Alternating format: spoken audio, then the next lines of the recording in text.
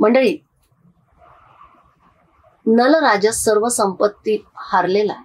आपल्या संपत्तीचं हरण झालेलं आहे हे जेव्हा लक्षात आलं तेव्हा उद्विग्न अवस्थेमध्येच. परंतु आता काय करायचं, त्याच्यासाठी आपण वनात तर जावं हा विचार केला आणि दमयंतीसह वनात निघालेला. परंतु पुष्करानं आपल्या राज्यामध्ये सर्वत्र एकच सांगून ठेवलेलं होतं की जो कोणी या नलाचा सत्कार करेल त्याला मी मारेल. एवढा धर्मसंपन्न राजा, सर्वांचा लोकप्रिय असणारा जरी असेल तरी पुष्कराने अशी एक सर्व लोकांना जणू आज्ञाच दिली. आणि मग कोण हो त्याचा सत्कार करणार? कुणीच नलाला विचारायला तयार नाहीये. त्याचा सत्कार, अन्न पाणी नाही आहे, सत्कार नाही, काहीच नाहीये. आणि अशा अवस्थेमध्ये नल दमयंतीसह 3 दिवस पर्यंत काही खाणं नाही, पिणं नाही, अशा अवस्थेमध्ये आहे. बरं, अशा अवस्थेमध्ये आलेलं असताना नलाने बघितलं तर काय होतं, समोर सुंदर स्वरूपामधले, सोनेरी रूपामधल्या पक्ष्यांचा एक थवा त्याने समोर बघितला. तो थवा बघितला आणि नलाच्या मनात विचार आला की या सुवर्ण पक्ष्यांना जर आपण पकडलं तर आपलं खाण्याची पण सोय होईल आणि यांच्यापासून आपल्याला पैसे देखील मिळतील.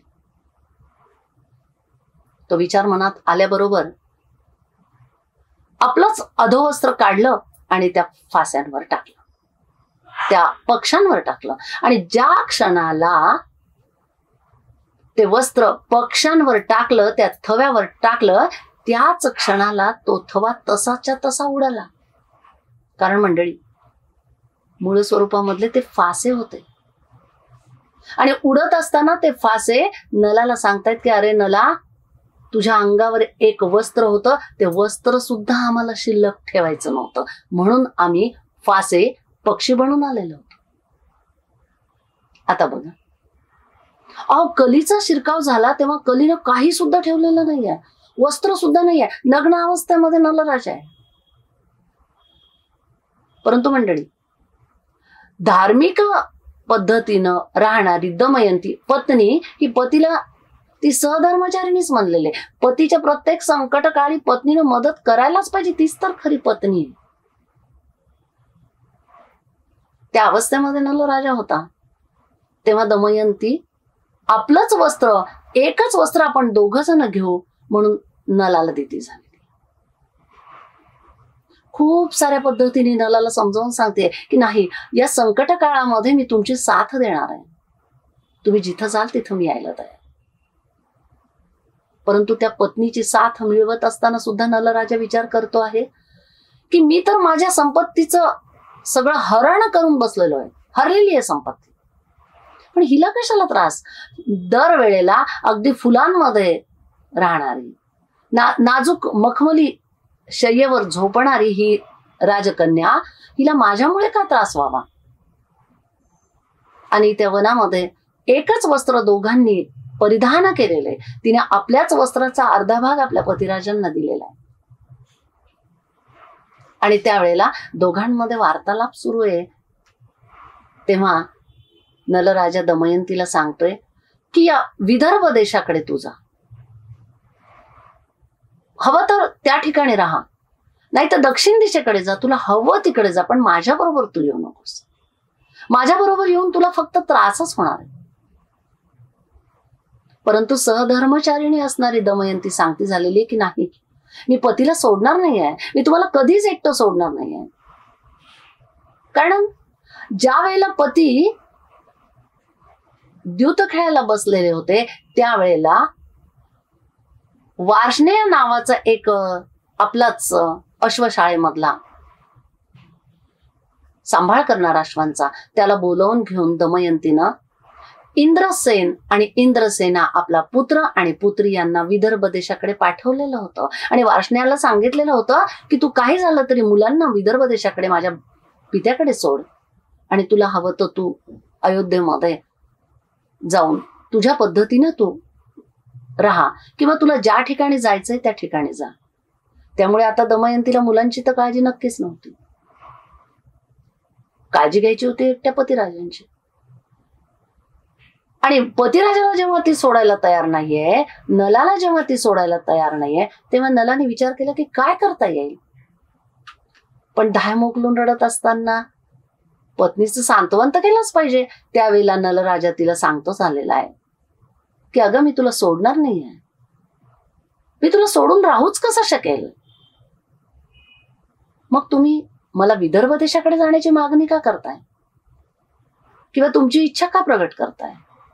वार्तालाप दोघांमध्ये झाला, काहीसं बोलणंही झालं. आणि त्या पद्धतीनं आता आपल्या पतिराजांना सोडणार नाही म्हणून दमयंती नलासोबत वनात आलेली आहे. बरीच सारी भटकंती झाली, परंतु रात्रीच्या वेळेला कुठेतरी थांबलं पाहिजे हा विचार करून एक धर्मशाळा दिसली. आणि त्याच वनामध्ये एक पडक्या अवस्थेमध्ये असणाऱ्या त्या धर्मशाळेमध्ये रात्र काढता येईल या विचाराने नल आणि दमयंती त्या धर्मशाळेत आलेले. एकच वस्त्र आहे, दोघही झोपलेले आहेत, परंतु नलाला झोप कुठली येते. एकदा नल विचार करता झाला की माझ्याच जीवाचं काही करून घेऊ का. पुन्हा विचार केला नाही, माझ्या जीवाचं काही करून घेण्यापेक्षा या राजकन्येला, हिला माझ्यापासून त्रास नाही झाला पाहिजे, हिला सुख मिळालं पाहिजे. मग मी काय करू, काय करू. आणि ज्याच्यामध्ये कली शिरलेला आहे, त्याचा विवेक केलेला आहे, हीच अवस्था झाली. विचार केला केला केला आणि झोप येत नसताना एक नलाच्या मनामध्ये विचार येऊन गेला की हिला याच अवस्थेमध्ये, झोपलेल्या अवस्थेमध्ये सोडून जर आपण निघून गेलो तर हिची नक्कीच सुटका होईल. कारण हिला कुणीतरी भेटेल आणि ही परत आपल्या पित्याकडे जाईल किंवा हवं त्या ठिकाणी जाईल, परंतु माझ्या बरोबर ही त्रासात अडकणार नाही. मंडळी, विवेक गेला की खरं कोणत्या पद्धतीने विचार करतात याचं धादांत उदाहरण हेच आपल्याला दिसतं. मग हा विचार आला त्यावेळेला इकडं तिकडं बघत असताना त्याच धर्मशाळेमध्ये एका कोपऱ्यामध्ये एक शस्त्र तुटक्या अवस्थेमध्ये होतं. ते नलराजाच्या दृष्टीस पडलं. नल त्या ठिकाणी गेला, तो शस्त्र घेतलं आणि शांत गाढ अत्यंत फिरल्यामुळे, वनामध्ये भटकंती केल्यामुळे अत्यंत दमलेली दमयंती शांत झोपलेली आहे. बघितलं, कुठल्याही पद्धतीचा फारसा आवाज होणार नाही असा विचार केला आणि अत्यंत शांततेनं नलानं ते वस्त्र मधून फाडलं. दोघांचंच एक असणारं वस्त्र आता विलग झालं आणि तिला आपल्यापासून दूर करत नलराजा धर्मशाळेतून बाहेर निघाला. बाहेर गेलाय, पुन्हा वाकून बघतोय का या राजकन्येला माझ्यामुळे खरंच त्रास होतोय. एकदा विवेक जागृत होतोय, पुन्हा सुप्तावस्थेत गेल्यासारखा होतो. काही झालं तरी हिला त्रास नको हा पुन्हा विचार आला आणि तिला सोडून नलराजा निघून गेला. नलराजा निघून गेला. हो, बराच वेळ शांत झोप झाली आहे आणि आता झोपेतून जाग आल्यासारखी दमयंती, थकवा दूर झालेला आहे, मन प्रसन्न झालेलं आहे आणि उठून बसली आणि इतरत्र बघतीये तर नलराजा दिसत नाहीये. सहज कुठेतरी असतील म्हणून पतिराजांना आवाज दिला, नलराजे आपण कुठे आहात, आपण कुठे आहात. आपल्यालाही असंच होतं ना मंडळी. सहज आपले पतिराज नाही दिसले तर 2 मिनिट पर्यंत इकडं असतील असा विचार आपण करतो. तोच विचार तिने केला, आवाज देत राहिली. पुन्हा विचार आला की न जाणू बाहेर असतील. बाहेर आली. बाहेर वनामध्ये पूर्ण अंधार आहे. त्या अंधाराच्या स्थितीमध्ये काय करावं हा विचार मनात येत असताना, नलराजे आपण कुठं आहात, आपण मला एकटीला टाकून का गेलात.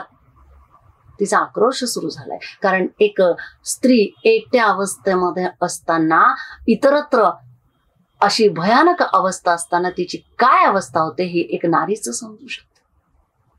पतीला आवाज देत ती इकडं तिकडं भटकंती करते सुमारास पाठ होत आलेली आहे. आता वनामध्ये दमयंती नलराजाचा शोध घेतली आहे. तो शोध कोणत्या पद्धतीने तिने घेतलेला आहे हे आपण पुढच्या भागामध्ये बघू.